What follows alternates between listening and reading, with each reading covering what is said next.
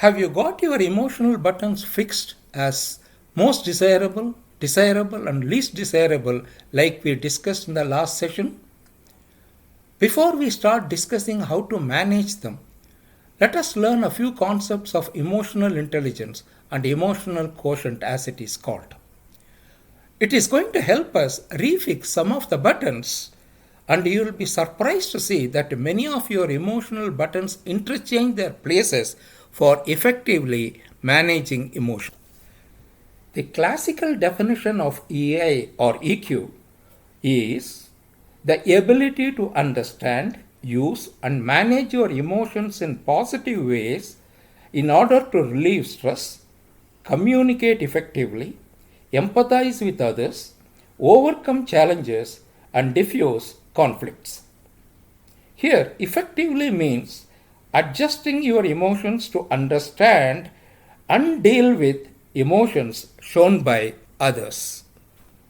Our subject of discussion is not about AI, but how to manage our emotions to have smooth personal life and highly successful professional life.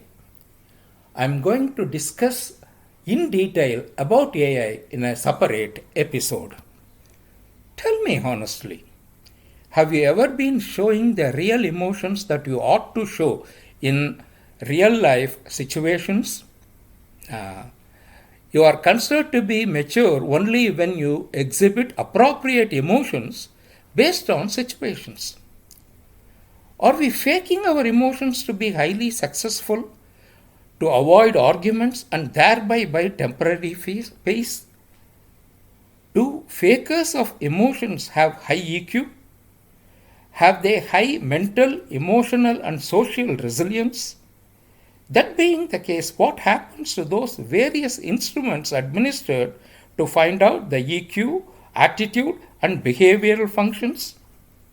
Are the HR community and the corporate trainers hoodwinking the gullible employees and trainees? If that be the case, how will I be able to control my emotions and be highly successful? The very first emotion that we are going to consider is anger, which is God given to protect oneself and the near and the dear ones. In fact, it is the strongest emotion in our life. Imagine your space is invaded, freedom quashed, pride injured, and feelings ignored. Anger is the only natural and automatic response to these actions.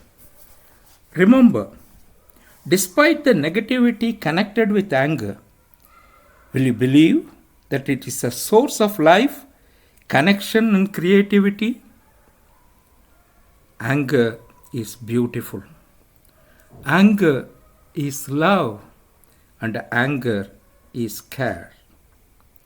Anger is a great gift, and it is an internal signal that identifies opportunities for healing and growth. Okay, before we contest the concepts of EI in determining person's profile on emotions, we are going to prove that anger builds personality through healthy narcissism, establish a feeling of personal consistency, whether you deem it from phylogenetic origin or ontogenetic precursor.